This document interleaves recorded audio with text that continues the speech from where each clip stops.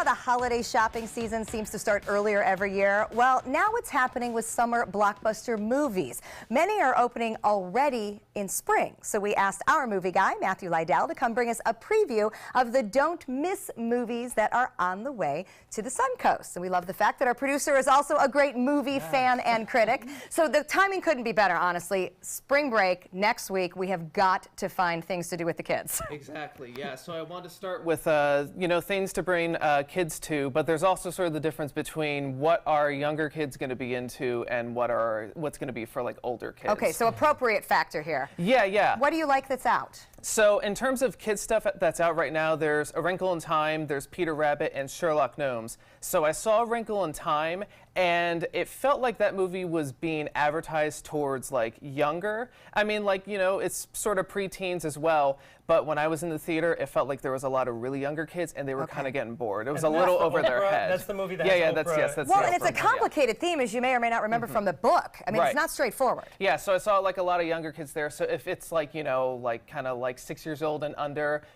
they may be interested in that, but I don't think they'll get much out of it. So that's for a little older grade school to middle school for Wrinkle in Time. Yeah, yeah. Okay. And are those other two movies, those are both cartoonish, aren't they? Yeah, those are for like the actual like younger kids. Little kids. That makes more sense there. Okay, Peter Rabbit and Sherlock Gnomes for the little ones. All right, Definitely, yeah. Let's get to the other things that are coming out this spring.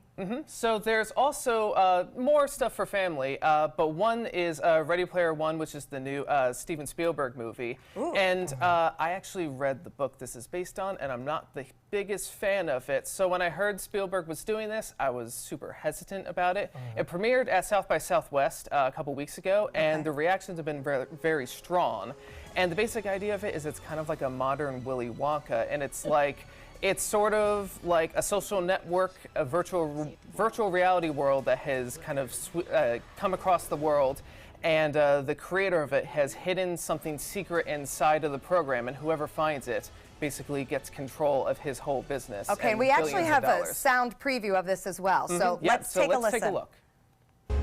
The Oasis was created by James Halliday, and what he left behind changed everything. A contest. 3 impossible challenges.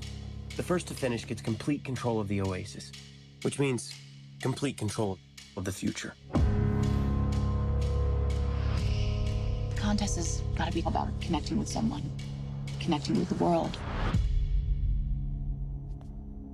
So we take it together? Sure. Wow. I could see older middle school and this reminds me of Tron. This is like Tron. Definitely, and so the thing is, it's you know, skewed towards like, you know, like you said, older middle school and that. But I think what parents would get out of it is the whole movie is built on 80s references and pop songs and music and TV. All of the challenges that he's undergoing is related to. Like in the book, there's a significant part with war games with Matthew Broderick where he has to do a whole thing. Sure. It's all that kind of stuff. So probably the parents, if they're taking the kids, will get more out of it than they do and won't be bored by it. Let's talk creepy for a little bit, because that is part of some people's appeal. So coming out this week is Unsane, the new Steven Soderbergh movie. He did Ocean's 11 and some other things. It's about a businesswoman who a client of hers, a family member, is stalking her. And so she's going to like a support group to like figure out what's the appropriate way to go about this. And when she signs up for the group, things don't go the way she expects. And we have a clip of that, so let's take a look. Sawyer Valentini, please follow me.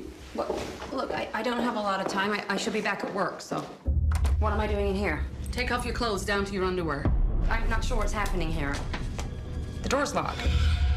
It would be better for everyone, especially yourself, if you just do as I ask. There's been some kind of mistake. By signing this, you've consented to voluntary commitment. I am being held here against my will. Do you know how many calls the cops get like that every week? Those are from crazy people.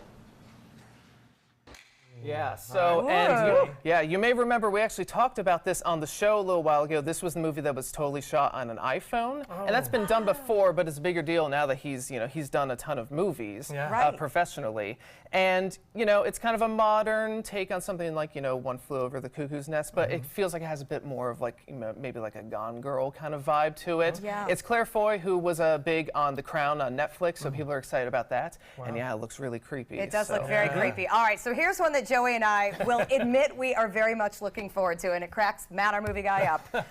Tell us about Blockers. Yeah, so Blockers, I know you almost did a whole segment about this, but, so it's basically like, you know, a high school teen comedy, but from the perspective of the parents. And, you know, these kids are going to be going out on prom night, and the parents, you know, accidentally see their text messages and discover something that maybe they didn't want to find out. So let's take a look at that clip.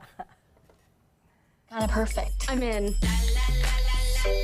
Julie left her laptop open. You guys are snooping on our kids? All emojis have a secret meaning. Maybe they're just saying, hey, you're okay with me. You're okay with me. I mean, maybe. What? Our girls are not thinking things through. I'm gonna stop them. I'm in.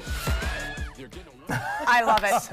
I love it. Yeah, and I think the appeal is that it's the type of movie that, you know, maybe parents, you know, they identified as kids, but now they identify with the complete opposite of that. Exactly. We got and old. I think that's going to be interesting to see, and I think that's going to do well. I'll take one for the team and see it for us. It opens in 2 weeks. Other things is leaning a little further into horror. A Quiet Place premiered also at South by Southwest, and that is the directorial debut from John Krasinski, who you remember is Jim from The Office, and it's starring him. Wow.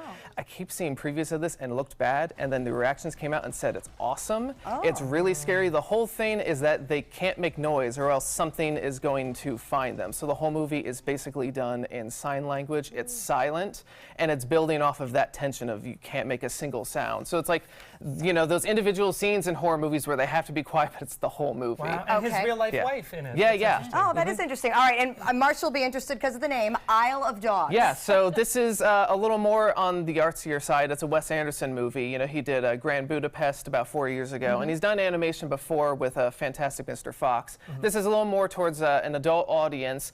It's all about, speaking of dogs getting sick, it's all of the dogs in Japan have the flu, and they put them on an island to separate them, and this little boy is trying to get there to rescue his dog. We have a clip, and it's basically a group of dogs. George Clooney and Edward Norton and Bryan Cranston are coming across another group and trying to get food from them. So let's take a look at that.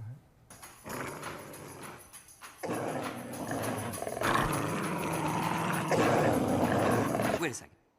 Before we attack each other and tear ourselves to shreds like a pack of maniacs, let's just open the sack first and see what's actually in it. It might not even be worth the trouble. A rancid apple core, 2 worm-eaten banana peels, a moldy rice cake, a dried-up pickle, tin of sardine bones, a pile of broken eggshells, an old smushed-up rotten gizzard with maggots all over it. Okay, it's worth it. Oh, So I'm really excited about this. Yeah, it's good for kids. No, it's PG-13, so it's a little bit older. On the older, yeah, and anything, once you put maggots in it, you got to up the rating. That's too much for me. All right, lots of great movies coming out, some funny, some family, and apparently some scary as well. The thing I love about having Matt here with us is that you can also re-look at this segment as a reminder. Find us online. We will post these movie reviews so you can check back on them and, of course, decide to make your plans for the upcoming spring break. Find us on Facebook and, of course, on our website. All right, coming up next, Marsha is here to celebrate National Puppy Day. We have a great rescue success story you won't want to miss.